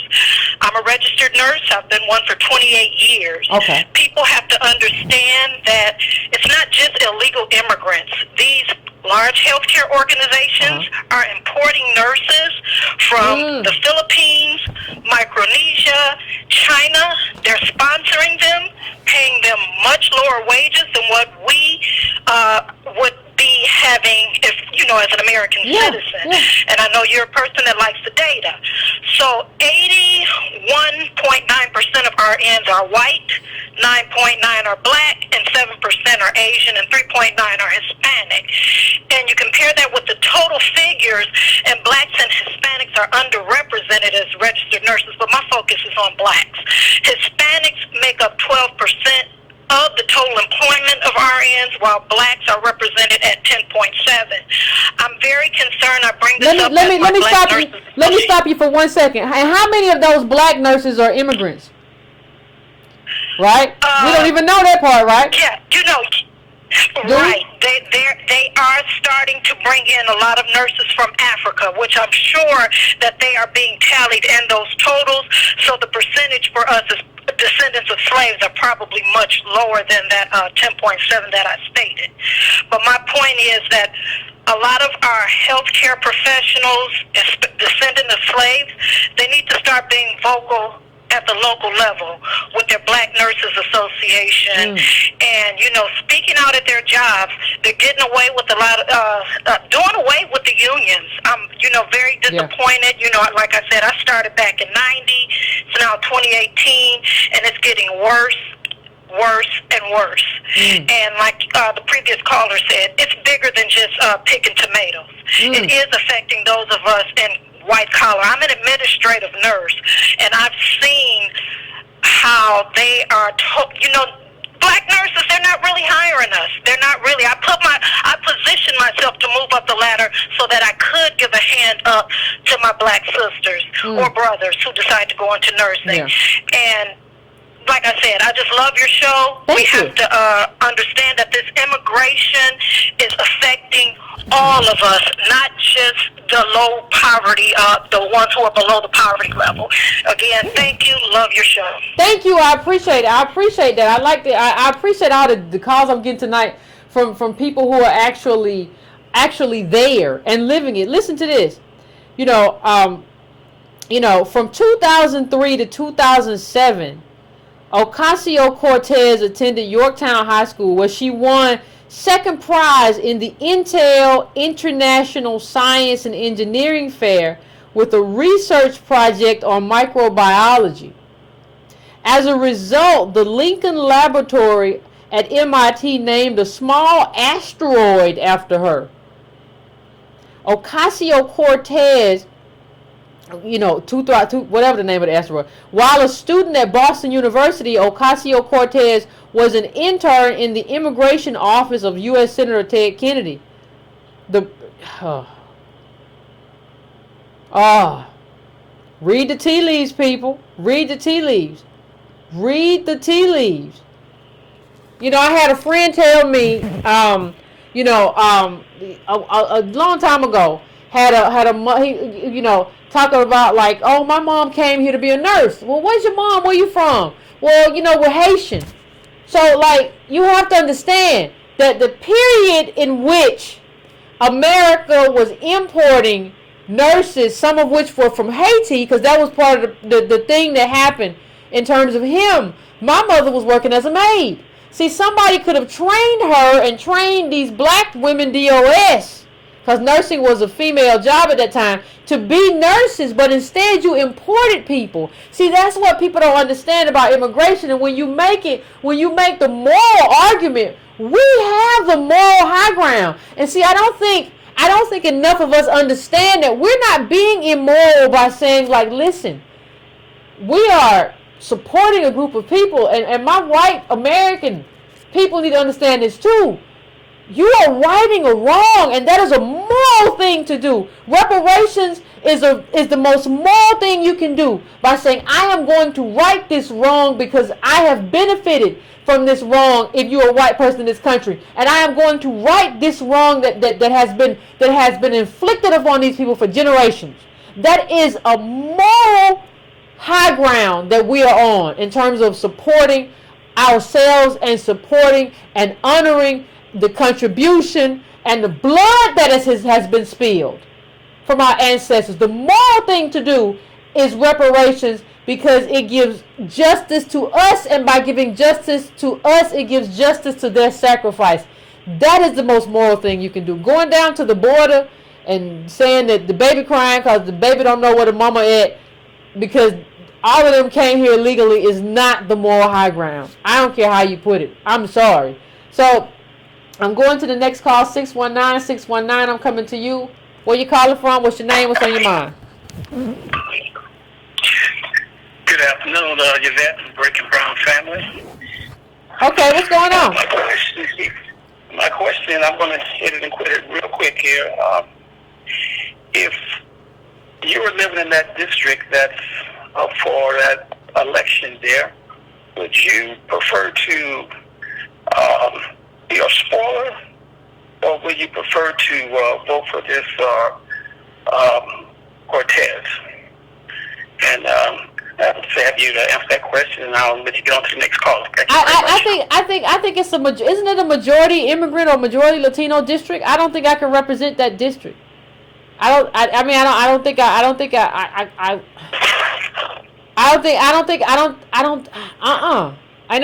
there's nothing I can do in that district. I don't even think I would be living in that district. What am I going to do in that district? Well, if the people there, the DOSs, would you? It's not many. It's a small percentage point, though. It's not a lot. Like, it would be different if, there were, 30% immigrant and 30% DOS and, 40% white people or something like that. From what I understand, those are not the demographics. Those are not the numbers.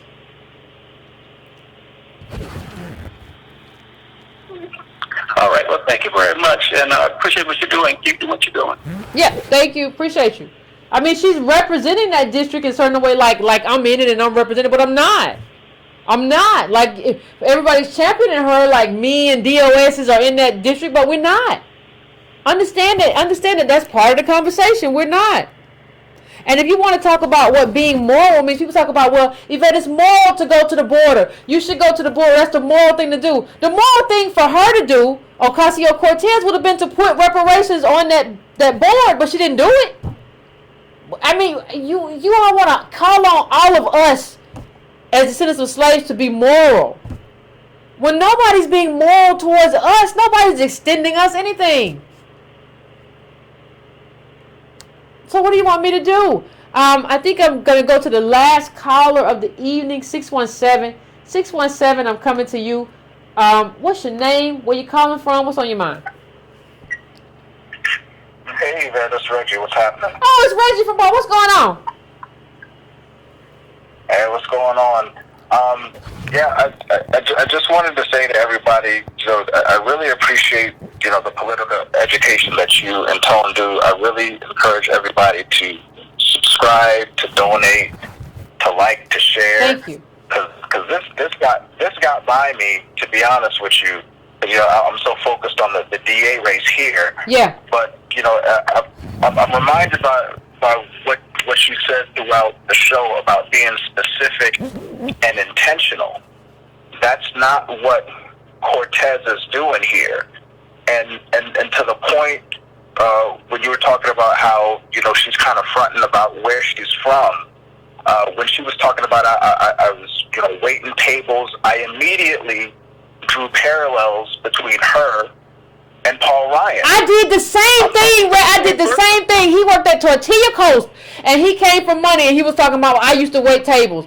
Go ahead, Reggie. We be working with the same thing. Yeah, it was his mom or his grandma, had some trust fund left for a bunch of money, $500,000. I'm like, this is Obama all over again. It's like Paul Ryan, Cortez, Obama, Harris. It's the same person. Yep. You're exactly right. It's the Twilight Zone. But you're exactly right. But the formula works. The formula works, right? If the formula works, why change it? That's probably what they're thinking. But I don't see why they gotta lie about where they're from. Again, just be specific and intentional. What are your policies for descendants of slaves? That's all I want to know. What you gonna do? And I think a lot of times, we get hyped up on the leftism and the socialism. I'm not saying those policies are wrong necessarily, but as you pointed out tonight, as Tone has pointed out before, it has limitations. It has limitations, especially in America, because when you go to where these countries are working, like y'all have stated before, these are racially homogenous countries. So I'm not gonna mind sharing the wealth or redistributing the wealth if the wealth goes to everybody white. But as soon as I hear black folks come up and benefiting, I'll deny the policy even if it kills me. Yeah. You saw what happened with Obamacare. They're like, I don't like Obamacare because Obama brought it up and they see how it would benefit. And I was seeing people with conditions that would actually need the Affordable Care Act, and if it goes away, these people will literally die. Yeah. But it's like, you know what? I don't want to see that because it's going to black folks, and I don't think we're really honest about that because they use this, the leftists and the socialism as a dodge to get around the race question. Yeah. Like think about it. You talk about they say workers and hardworking Americans and labor and the working poor without checking the fact that they have internalized racist stereotypes that black people don't want to work. So I can talk about workers and hardworking and craft policies to benefit them because I believe that black people are just laying around and don't want to work anyway. Yeah. Agreed. You see what I'm saying? Yeah, I see what you're saying. And it just in closing, it's like, with Cortez being Puerto Rican, a lot of what she's saying doesn't make a whole lot of sense. Why she's throwing herself in with other Hispanics. I'm really glad that the census is coming out to where we can kind of make some delineations between, who's here and who's not. Because, last time I checked, Puerto Ricans are United States citizens. Yeah. But you're running to the border, and Puerto Rico is in shambles. It's like those two policies are kind of are opposed. Like Puerto Rico, and then she'll be like, prioritize Puerto Rico. What does that mean? And the thing is, part of the thing, Reggie, and I'm gonna say this, and I'm gonna let you finish. But part of the thing is, we have to understand, we see this as just America being racist. Well, maybe not, though. We don't entertain the other part, because I'm not saying that there aren't racists who feel this way, but that doesn't mean it's racist. Like, you have Angela Merkel right now, Germany, saying that she might have to reverse herself. She's going to reverse herself on how many migrants they let in, because everybody's like Italy's up in arms, because everybody's up in arms because they've seen this whole influx. So you have the whole world right now really determining how many migrants. And according to a UN report that I posted some episodes ago, like last year, we're taking in more than anybody. So why should we be forced to take in any more in an economy with dwindling jobs? None of this makes any sense. The whole world is revisiting this issue. It's not just us. Exactly. Yeah, and like I said, just in closing, just the biggest problem is, they're touting the fact that she's, a woman or Hispanic. It's just the big problem with the identity politics that all of these politicians are doing is that they're doing identity politics instead of doing politics that benefit those identities that they claim to represent. It's just tokenism on a huge scale, and again, I really appreciate y'all catching this, because everybody is just so hyped and we're not thinking critically. So again, I appreciate you. I appreciate Tone. Y'all subscribe, like, share. We appreciate it. Thanks, Reggie. As always, Reggie, I appreciate you, bro. I appreciate you as always. I appreciate you calling in. Yeah, I mean, this is just what it is. Listen, black people, we gotta get swiftier than this. We gotta get better than this. We gotta get real.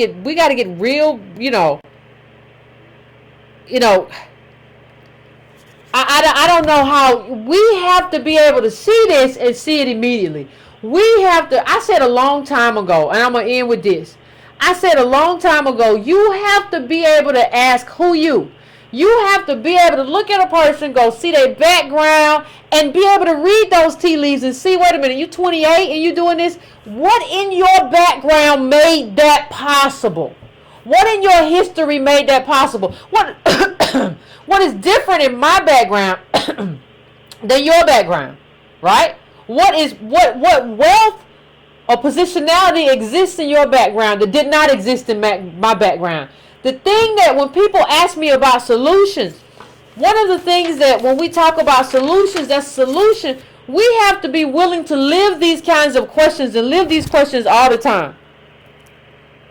You're 28. Well, you're 28 in the height of wealth calcification in this country, and you're still able to do that, and in a way that takes out somebody in leadership. Among Democrats in the House, you're able to do that. And think about what that means, and you want to talk about it in terms of your identity. Well, I speak Spanish in Bronx, Puerto Rico. Let me tell you, my Black American DOS. Let me just tell you in case you don't know. Lineage trumps identity any day, all day. Our lineage in this country trumps everything. I want you to understand that and know that and just kind of live through that. So I want to thank everybody for tuning in. Please, please, please, please like. If you haven't liked already, please subscribe. If you haven't subscribed already, you go to donatebrown.com. Subscribe to brown.com. You can go to breakingbrown.com and make a donation, or you can subscribe to the newsletter. Thanks everybody for showing up. Please share. Please incorporate this information. And I mean, you know, it is what it is. I just, you know, I really wish I had caught this sooner, but I just wasn't paying attention to it because I'm not there, so I wasn't really paying close attention. You know, and before I go, like, it's funny because when you look at her, you don't really think of this chick. I mean, you don't really think of like Ocasio Cortez as like, because she's positioned herself as just like this wealthy person. You don't think about, well, if she didn't come from anything or just a two-parent home, what would it look like? Well, it might look like Stacey Abrams, right? Like Stacey Abrams talked about being $200,000 in debt. Like, if Cortez had really came from the kind of stuff that she comes from, she would be in debt too.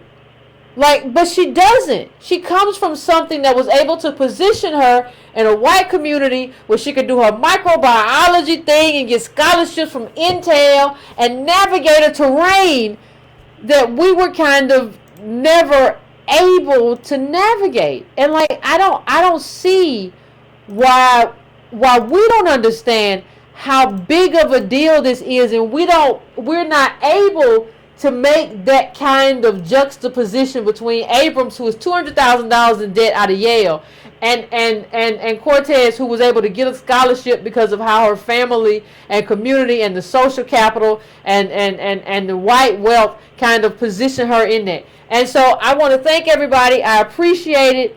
We're